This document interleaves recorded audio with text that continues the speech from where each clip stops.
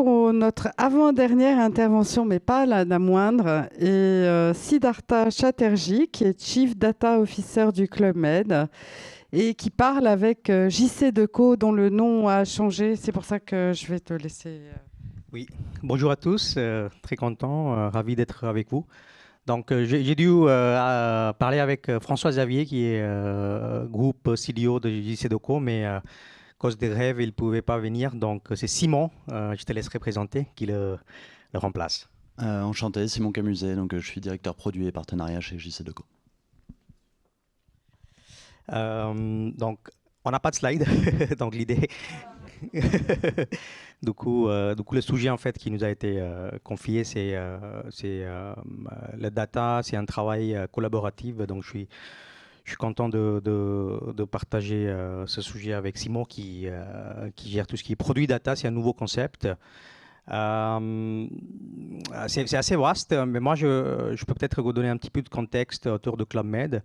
Et notamment le stratégie data. Donc, nous, on a essayé de rester fidèle à notre histoire, qui est vraiment le client, c'est le roi, les collaborateurs sont les gentils organisateurs, une boîte qui est drivée par les valeurs. Et notre raison d'être, c'est vraiment proposer des séjours, des vacances exceptionnelles où Club Med il prend en charge tous les contraintes du client. Et donc, le data, c'est d'abord pour sécuriser en fait le voyage, le séjour de notre client. Et ensuite, c'est une patrimoine qui nous permet aussi de comprendre les attentes et puis toutes les pain points des besoins de clients. Donc peut-être que je te laisserai un petit peu. Peut-être pour prendre la partie côté JC Decaux, bon, vous connaissez notre groupe, JC Decaux, numéro 1 mondial de l'affichage extérieur, et pour vous raconter la data au sein de JC Decaux, c'est une aventure alors qui avait commencé en filiale, mais qui existe donc dans mon entité DataCorp depuis 4 ans, donc avec la nomination de François-Xavier Pierrel, Chief Data Officer du groupe JC Decaux. Tout à l'heure, on parlait un petit peu d'organisation. Donc, en termes de rattachement, François-Xavier est rattaché directement à Jean-Charles Decaux, donc directement au COMEX en tant que Chief Data Officer. Et notre entité aujourd'hui, on est une 60aine de personnes basées à Paris, à Londres et bientôt dans d'autres filiales, avec une organisation en différentes équipes. Une équipe communication qui se charge de rendre le sujet data un petit peu digeste, parce que parfois il peut être compliqué en interne pour évangéliser. Une équipe Center of Excellence avec des data scientists, des data engineers, des product owners qui sont en charge du delivery des produits que nous créons pour les filiales. Ensuite, une équipe Customer Success qui est en charge de la relation entre DataCorp et l'ensemble des business units du groupe pour les 85 filiales qu'on couvre. L'équipe produit et partenariat dont je m'occupe avec des product managers, des partnership managers pour trouver des partenariats de solutions de data et aussi pour gérer le product management des solutions qu'on développe. Et également une équipe opération qui est en charge de la collecte de tous les KPI, du support, du QA, pour garantir une excellence opérationnelle chez nous. Et pour notre métier, on accompagne JC Decaux sur l'ensemble de son business. C'est 3 parties. C'est gagner des appels d'offres auprès de mandants publics et privés, donc des villes, des réseaux de transport, opérer ces appels d'offres et surtout la dernière partie, la partie média, c'est-à-dire générer du revenu avec ce patrimoine que nous avons au travers de média planning, de mesures, entre autres. Super. Chez nous, l'organisation data, en fait, on a essayé de mettre en place. Donc, ça fait moins d'1 an que je suis arrivé. Je suis arrivé en mai dernier dans l'entreprise. Et avant, j'ai travaillé chez ADP. D'ailleurs, je vois des, des ex-collègues avec qui j'avais travaillé avant chez Aéroport de Paris. Donc, nous, donc depuis que je suis arrivé, en fait, on met en place une organisation qui est fédérale.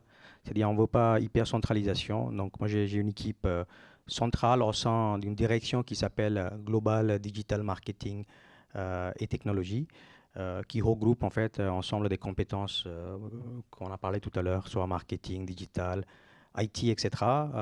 On n'a pas vraiment une structure DSI dans cette direction. Et plus spécifiquement sur la partie data et intelligence artificielle, donc j'ai 35 personnes à niveau Paris et puis entre 15 et 20 personnes à l'étranger. J'ai un scope monde.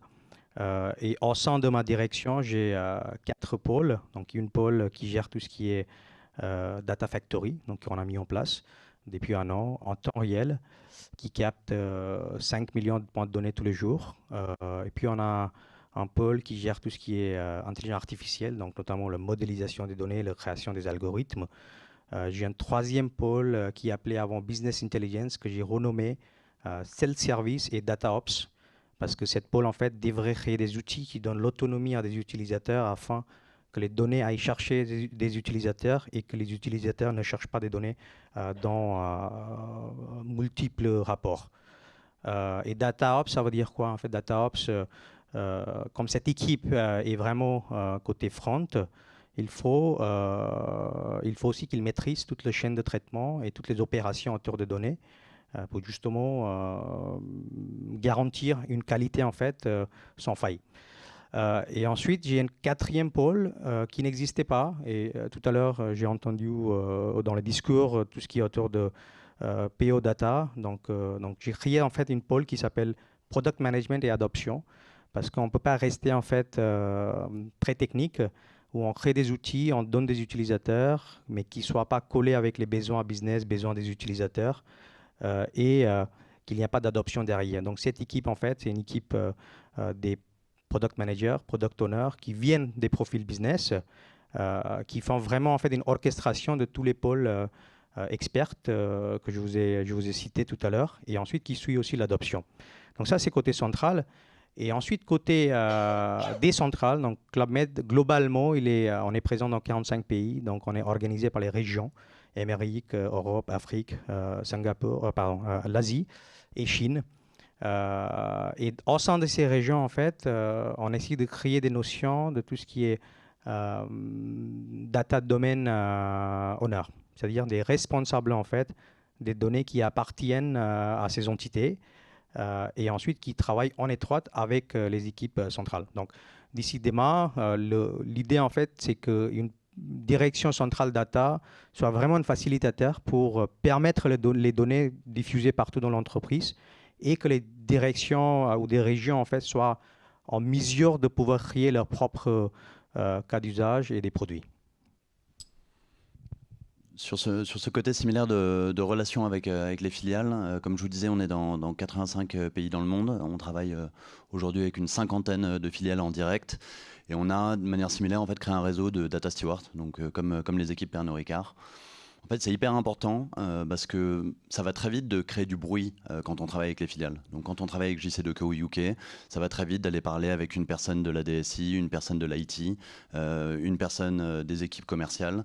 Et donc, à la fin, pour ces personnes-là, l'entité data du groupe, ça devient finalement beaucoup de points de contact. L'avantage du data steward, c'est d'avoir un point de contact unique qui, lui, va dispatcher au sein de la filiale et donc est garant, on va dire, de la clarté de la communication qu'on peut avoir avec eux et un petit peu notre sponsor sur tous les projets qu'on a envie de lancer avec ces filiales. Ça permet aussi d'avoir une communauté. Ça aussi, ça permet de créer un peu de transversalité parce que les data stewards sont très contents de parler entre eux.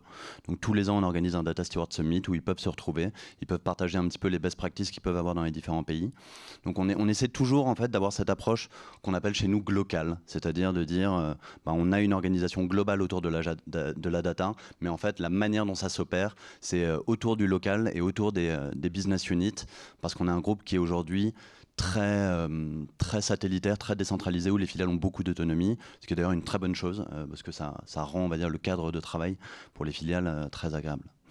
Ça, c'est sur la partie organisation, et peut-être sur la partie en termes d'outils. On a fait une alliance technologique qu'on a annoncée au mois de septembre 2022 avec Pernod Ricard autour du Data Portail, qui nous aide, nous, à continuer sur cette transformation digitale et qu'on caractérise aujourd'hui autour de 2 piliers. C'est démocratiser la donnée, c'est-à-dire que l'équipe DataCorp a été créée il y a 4 ans et on ne veut pas donner cette image que la data c'est que DataCorp, ça se passe au corp et il ne se passe rien dans les filiales.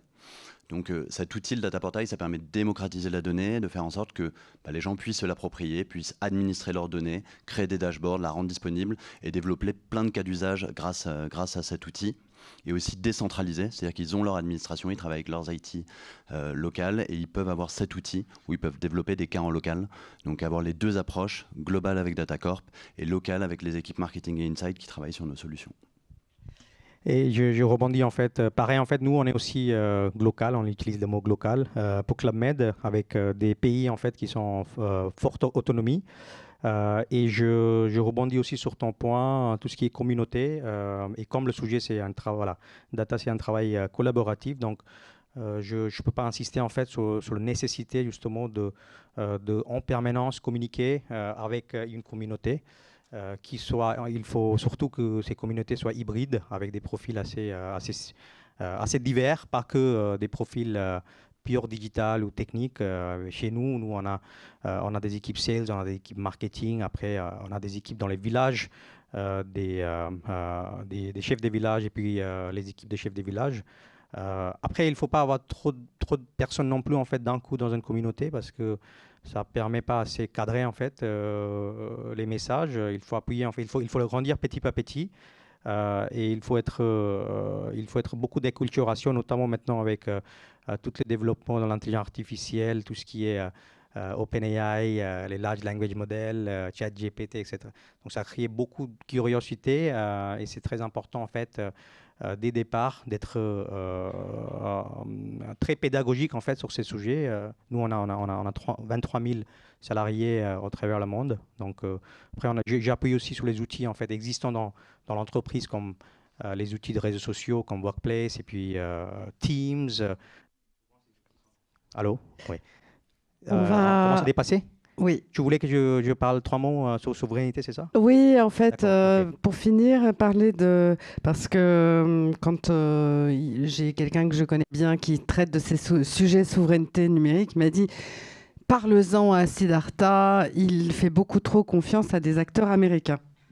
Qui a dit ça? On en parlera après. J'ai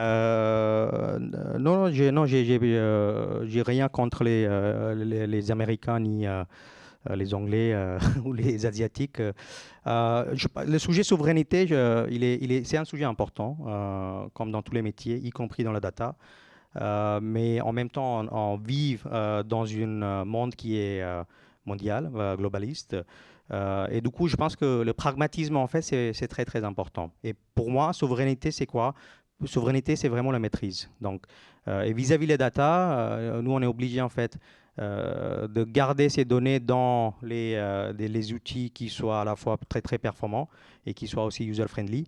On est dans les entreprises avec des objectifs business. Et ensuite, une fois on a choisi en fait les outils, donc nous on travaille avec Google, GCP, on est multi-cloud aussi, on travaille, notre site web il est hébergé sur AWS, on a tous les outils bureautiques qui sont Azure, qui sont Microsoft. Voilà, je ne sais pas si tu es sur Mac, mais c'est Apple. Donc une fois, voilà, une fois on a choisi en fait nos outils, il faut être très vigilant sur tout ce qui est éthique et puis le contractuel. De bien faire attention quelles données on a stockées, quelles données, comment c'est exploité, et puis quels sont les pouvoirs qu'on donne à notre service provider. Et ensuite, il faut aussi suivre en fait toutes les avancements technologiques qui sont en cours. Ça veut dire qu'on peut avoir des serveurs ou des hébergeurs en fait qui sont étrangers. Mais on a possibilité de tout encrypter en fait sur les données notamment sensibles. Donc j'imagine les boîtes de santé où nous on a aussi des données personnelles de salaire, tout ça, tout ce qui est RH. Donc ce genre de données on les met pas en fait sur les clouds publics. On les garde en interne. Mais je sais parce que moi j'ai visité les sièges de Google début d'année et j'ai découvert en fait un projet qu'ils font avec Thales. Pour justement travailler avec Thales, qui est un acteur français, qui va aider en fait les clients de Google de chiffrer totalité des données en fait dans les serveurs Google qui sont très puissants grâce au moteur de recherche qu'ils ont fait. Et les clés en fait de chiffrage, ça restera soit avec les clients ou avec l'acteur français qui est Thales.